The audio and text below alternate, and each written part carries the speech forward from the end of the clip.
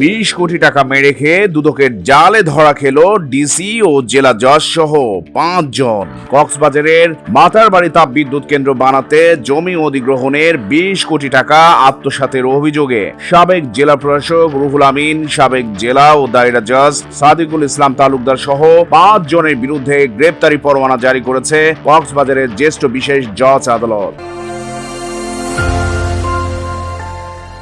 অভিযোগ উঠেছে, আসামিরা বাদীর স্বাক্ষর জালিয়াতি এবং রাতারাতি নথি পরিবর্তন করে নিজেদের নাম বাদ দিয়ে রাষ্ট্রীয় কোষাগারের এই বিপুল অর্থ আত্মসাৎ করেছেন। এ মামলায় অন্যান্য অভিযুক্তরা হলেন কক্সবাজার জেলা ও দায়রা জজ আদালতের আইনজীবী মোস্তাক আহমদ চৌধুরী, জেলা প্রশাসকের কার্যালয়ের নাজির স্বপন কান্তি পাল এবং আদালতের স্টেনোগ্রাফার জাফর আহমদ। 23 জানুয়ারি আদালতের বিচারক মুন্সি আব্দুল মাজিদ গ্রেপ্তারি পরোয়ানা জারির আদেশ দেন। বিষয়টি নিশ্চিত করে সরকারি কৌঁসুলি সিরাজউল্লাহ জানান, দুর্নীতি দমন কমিশনের দুদক তদন্ত প্রতিবেদন গ্রহণের পর আদালত এই নির্দেশ দেয়।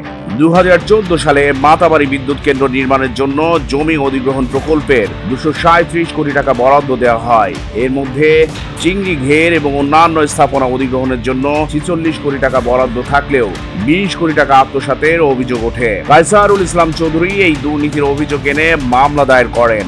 মামলার তদন্তে বেরিয়ে আসে, অভিযুক্তরা জাল নথি ও ভুয়া কাগজপত্রের মাধ্যমে সরকারি অর্থ আত্মসাৎ করেছেন।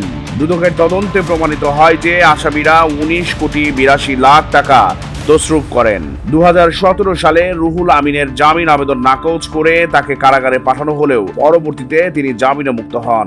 মামলাটি বর্তমানে চট্টগ্রাম বিভাগীয় বিশেষ জজ আদালতে বিচারাধীন। এ ঘটনায় সংশ্লিষ্ট কর্মকর্তাদের সম্পৃক্ততা নিয়ে জনমনে ব্যাপক ক্ষোভ ও প্রশ্ন উঠেছে। সরকারি প্রকল্পের অর্থের এই ধরনের অপচয় ও দুর্নীতি বন্ধে কঠোর ব্যবস্থা নেবার দাবি উঠেছে বিভিন্ন মহল থেকে। চট্টগ্রাম প্রতিদিন নিউজ ডেস্ক।